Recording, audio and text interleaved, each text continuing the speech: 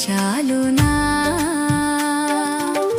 గర్భఫలమైన నా జ్యేష్ఠ పుత్రుని నీకిచ్చిన చాలునా గర్భఫలమైన నా జ్యేష్ఠ పుత్రుని నీకిచ్చిన చాలునా